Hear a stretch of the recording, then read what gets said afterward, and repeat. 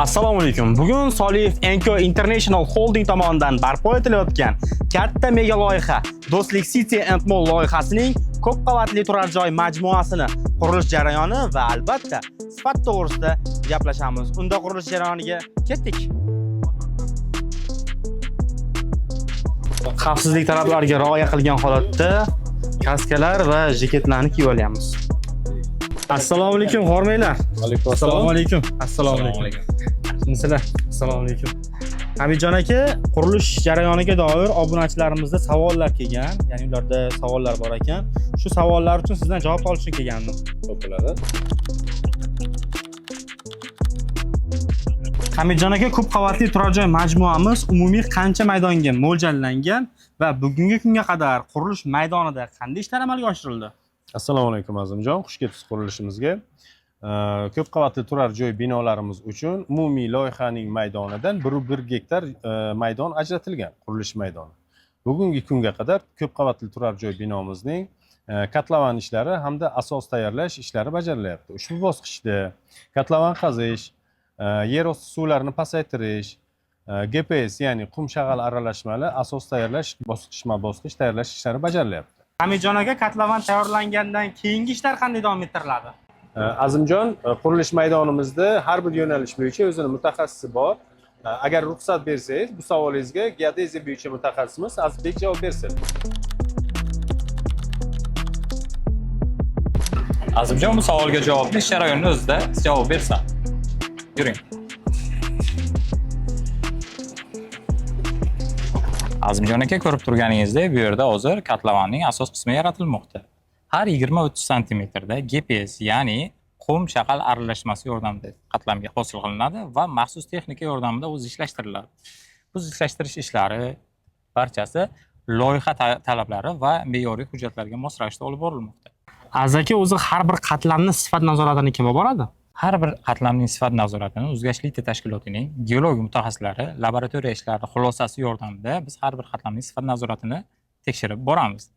Xulosa yordamida, berilgan ijobiy xulosa yordamida keyingi qatlamga ruxsat olinadi va keyingi qatlamlar amalga oshiriladi. O'shaning uchun ham katlavan jarayoni eng ko'p vaqt talab qilinadigan jarayon ekanda. Shunaqa. Bu yerda jami qancha qalinlikdagi asos tayyorlandi? Azimjon aka, katlavanimizning asosi loyiha talablariga mos ravishda 2,5 metrni tashkil qiladi.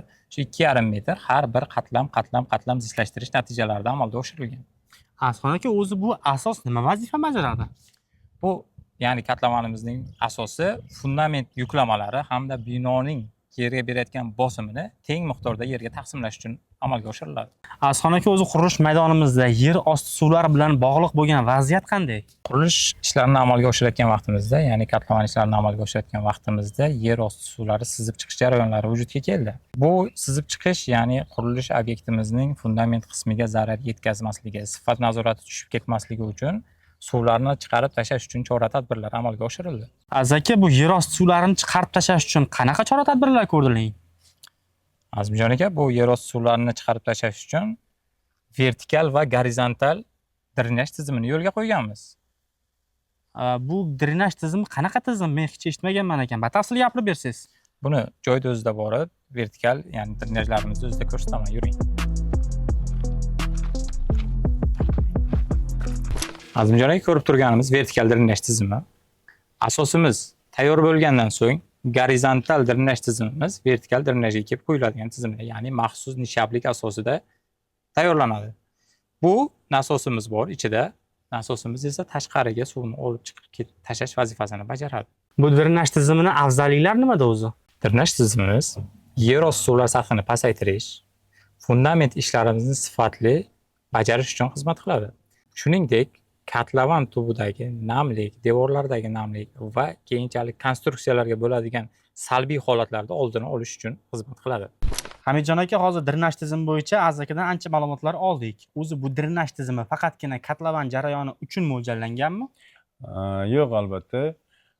Bu mazkur drenaj tizimimiz faqat katlavan qazish davri uchun emas, balki binodan keyinchalik ekspluatatsiya qilish davri uchun ham mo'ljallangan. Bino ekspluatatsiyaga topshirilgandan keyin ham mazkur drenaj tizimimiz yer osti suvlarini yig'ib, podval qismining xonalariga kirib kelishini oldini oladi. Bu esa podval xonalarining namlikdan himoya qilish, binoni konstruksiyasini uzoq muddatli xizmat qilishiga muhim ahamiyatga ega. Shuning uchun mazkur drenaj tizimimiz qurilish uchun vaqtinchalik yechim emas, balki binodan keyinchalik ham foydalaniladigan muhandislik tizimi hisoblanadi. Hamijon aka, tushunishim bo'yicha bu drenaj tizimi juda ham muhim tizim hisoblanar ekan. Ertaga mabodo svit o'chib qolsa, bu tizim qanaqa ishlaydi? Albatta, loyihamizda favqulodda holatlar ham ko'zda tutilgan. Tashqi elektr energiyasida uzilishlar bo'lganda, loyihamizda quyosh panellari tizimi yo'lga qo'yilgan. Bu quyosh panellari tizimidan keladigan elektr energiya mazkur drenaj tizimimizga xizmat qiladi. Xo'p, ichimlik suvi ta'minoti nasoslariga xizmat qiladi hamda liftlar elektr energiyasi bilan ta'minlanadi. Bu esa muhim muhandislik tizimlarini uzluksiz elektr energiya bilan ta'minlashiga xizmat qiladi. Hamijon aka, hozirgi bosqich yakuniga ko'ra qanday natijalarga erishildi? Azimjon, hozirgi bosqich yakuniga natijalarimiz shundan iboratki, bizlar kotlovan ishlarini to'liq bajardik. Yer osti suvlarini pasaytirish uchun mo'ljallangan drenaj tizimini to'liq samarali yo'lga qo'ydik. Hamda 2,5 metr qalinlikdagi zichlashtirilgan sun'iy asos barpo etildi va fundament ishlarini boshlash uchun barcha texnik shart-sharoitlar yaratildi. Hamijon aka, fundament quyish uchun tayyormiz deyapsiz. Agar fundament quyiladigan bo'lsa, o'zi fundament uchun qanaqangi mahsulotlar ishlatmoqchisizlar?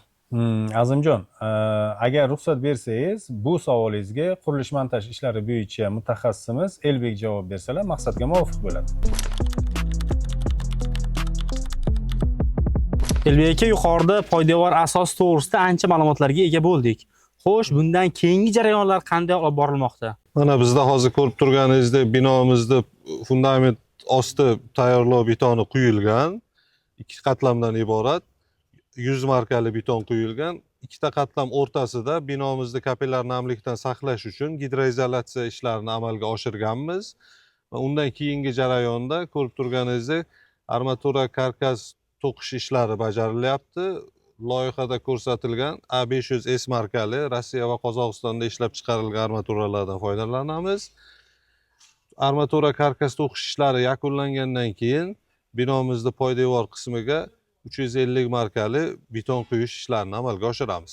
Qurilish jarayonida sifat va loyiha talablariga rioya qilinishi kimlar tomonidan nazorat qilinadi o'zi? Bu savolingizga obyektimizda texnik nazoratni olib borish bo'yicha mutaxassisimiz Qasimov Aziz aka javob beradi. Aziz aka, qurilish jarayonida sifat nazorati qanday olib borilmoqda? Mazkur obyektda ko'p bosqichli nazorat olib borilmoqda. Buyurtmachi tomonidan texnik nazorat bor, loyiha tomonidan mualliflik nazorati bor va qurilish uy-joy xo'jaligi sohasidagi inspeksiya davlat nazorati olib borilmoqda. Mazkur ko'p bosqichli nazorat tizimi qurilish ishlarining sifatli bajarilishiga ta'minlaydi. Aka, ajratgan vaqtingiz uchun rahmat. Rahmat. Xo'sh, sizni Do'stlik City & Mall loyihasini, qurilish jarayoni va sifati to'g'risida yana nimalar qiziqtirmoqda? Izohlarda yozib qoldiring.